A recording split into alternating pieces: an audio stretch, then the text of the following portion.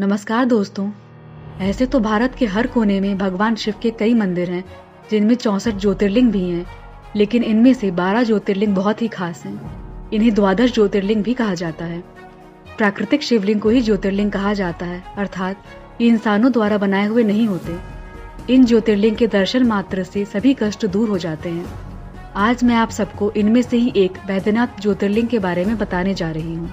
बैद्यनाथ मंदिर भारत के झारखंड राज्य के देवघर नाम के स्थान में बना एक प्रसिद्ध मंदिर है। देवघर का शाब्दिक अर्थ है देवी देवताओं का निवास स्थान। शिवजी का एक नाम बैद्यनाथ भी है, इसी कारण लोग इसे बैद्यनाथ धाम के नाम से भी जानते हैं। यह एक सिद्ध पीठ है, इसी कारण इस लिंग को कामना लिंग भी कहा जाता है। बैद्यनाथ ज्योतिर्लिंग एक ऐसा ज्योतिर्लिंग है जहाँ पर भगवान शिव और शक्ति एक साथ विराजमान हैं। यहाँ हर साल सावन के महीने में श्रावण मेला लगता है, जिसमें लाखों श्रद्धालु बोलबम के जयकारे लगाते हुए बाबा भोलेनाथ के दर्शन करने आते हैं। ये सभी श्रद्धालु बिहार के सुल्तानगंज से पवित्र गंगा जल को लेकर लगभग 100 किलोमीटर की अत्यंत कठिन पैदल यात्रा कर बाबा को जल चढ़ाने के लिए आते हैं। बैद्यनाथ धाम में शिवलिंग की स्थापना से जुड़ी पौराणिक कथा भी काफी दिलचस्प है।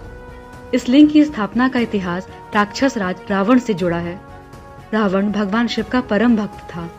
एक बार रावण ने हिमालय पर जाकर भगवान शिव को प्रसन्न करने के लिए घोर तपस्या की और एक एक करके अपने सिर काटकर शिवलिंग पर चढ़ाने शुरू कर दिए। 9 सिर चढ़ाने के बाद जब वह 10वां सिर भी काटने को ही था, तब भगवान शिव प्रसन्न होकर प्रकट हो गए।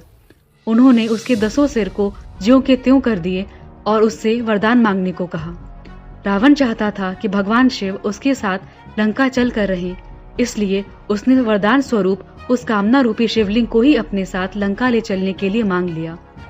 भगवान शिव का परम भक्त रावण इतना अधिक शक्तिशाली था कि उसने कई देवताओं, यक्षों और गंधर्वों को लंका ले जाकर कैद कर रखा था। अब वह अपने प्रभु भोलेनाथ को भी लंका ले जाने की कामना करता था। उसने भगवान शिव के समक्ष अपनी इच्छा व्यक्त करते हुए कहा कि भगवान शिव कैलाश को छोड़कर लंका में ही निवास करें। भोलेनाथ तो रावण की भक्ति से प्रसन्न थे, इसलिए उन्होंने रावण की इस इच्छा को पूर्ण कर तथास्तु कह दिया, परंतु साथ में यह शर्त भी रखी कि यदि उसने इस कामना शिवलिंग को बीच मार्ग में कहीं रखा तो वे उसी स्थान पर रह जाएंगे और रावण के साथ लंका नहीं जाएंगे। रावण को शायद यह शर्त बहुत मामूली लगी और उसने यह शर्त आसानी से मान ली। अब रावण शिवलिंग को लेकर लंका के मार्ग की ओर निकलने लगा। वहीं दूसरी तरफ रावण और भगवान शिव की वार्ता सुन सभी देवता चिंता में आ गए। सभी देवतागण समाधान के लिए भगवान विष्णु के पास पहुंचे और उन्हें सारी बात बताई। देवताओं की चिंता का समाधान करने के लिए भगवान विष्णु ने लीला रची और वरुण देव को आचमन के जरिए रावण के पेट में घुसने के लिए कहा। रावण देवघर के मार्ग तक पहुंचा ही था कि उसे लघु शंका लगी। तब उसने ज्योतिर्लिंग एक बैजू नामक ग्वाले को पकड़ने के लिए दे दिया और वह लघु शंका करने चला गया। क्योंकि रावण के पेट में वरुण देव थे, इसलिए वह घंटों तक लघु शंका करते रहा। आज भी उस जगह पर एक तालाब है जिसे रावण की लघु शंका से उत्पन्न तालाब कहा जाता है।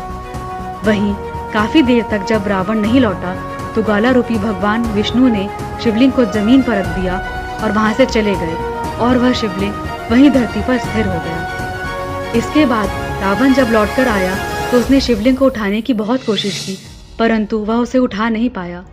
अंत में रावण उसे अंगूठे से दबाकर वहीं पर छोड़कर चला गया। क्योंकि भगवान विष्णु स्वयं ही ग्वाले के रूप में थे, इसलिए इस स्थान को बैजू ग्वाले के नाम पर बैजनाथ भी कहा जाता है। आज यही शिवलिंग झारखंड के देवघर में स्थित है और बैजनाथ तथा बाबा धाम के नाम से पूरे विश्व में प्रसिद्ध है। कथाओं के अनुसार जब राजा दक्ष ने अपने यज्ञ में भगवान शिव को आमंत्रित नहीं किया तो देवी सती बिना भगवान शिव की अनुमति लिए मायके पहुंच गई और पिता द्वारा भगवान शिव का अपमान किए जाने के कारण उन्होंने मृत्यु का वरण किया। देवी सती की मृत्यु की सूचना पाकर भगवान शिव क्रोधित हो गए। उन्होंने दक्ष को दंड तो दिया ही और देवी सती के शव को लेकर पूरे ब्रह्मांड में घूमते रहे। देवताओं की प्रार्थना पर भगवान शिव को शांत करने के लिए भगवान विष्णु ने अपने सुदर्शन चक्र से देवी सती के मृत शरीर को खंडित कर दिया। देवी सती के अंग धरती पर जिस स्थान पर गिरे वह स्थान शक्तिपीठ कहलाए। कहा जाता है कि देवघर में इसी स्थान पर देवी सती का हृदय गिरा था, जिस कारण इस स्थान को हृदय पीठ के नाम से भी जाना जाता है। ऐसा माना जाता है कि जो भी भक्तगण वैद्यनाथ मंदिर के दर्शन के लिए आते हैं, उनकी यह यात्रा तब तक सफल नहीं होती जब तक वे बासुकीनाथ मंदिर के दर्शन न कर लें। झारखंड राज्य के दुमका जिले में स्थित है बासुकीनाथ मंदिर, जहां भगवान शिव बासुकीनाथ के रूप में पूजे जाते हैं।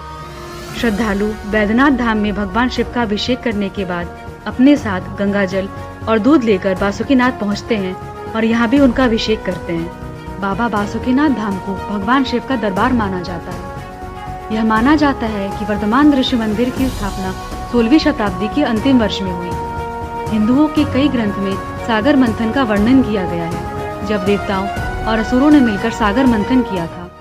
बासुकीनाथ मंदिर का इतिहास भी सागर मंथन से जुड़ा हुआ है। कहा जाता है कि सागर मंथन के दौरान सागर को मतने के लिए बासुकी नाग को माध्यम बनाया गया था।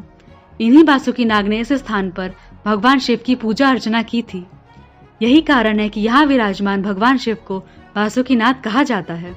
हिंदुओं में यह मान्यता है कि बाबा बैद्यनाथ में विराजमान भगवान शिव जहाँ दीवानी मुकदमों की सुनवाई करते हैं, वहीं बैजनाथ धाम से लगभग 45 किलोमीटर दूर स्थित बासुकीनाथ में विराजित भोलेनाथ श्रद्धालुओं की फौजदारी फरियाद सुनते हैं और उनका निराकरण करते हैं। इसलिए ये फौजदारी बाबा के नाम से भी प्रसिद्ध हैं। बासुकीनाथ में भगवान शिव का स्वरूप नागेश का है। यही कारण है कि यहाँ भगवान शिव को दूध अर्पित करने वाले भक्तों को भगवान शिव का भरपूर आशीर्वाद प्राप्त होता है। आप सभी को हमारी वीडियोस कैसी लगी ये कमेंट करके जरूर बताएं और साथ ही साथ लाइक और शेयर करना ना भूलें। बम बासुकी, हर हर महादेव।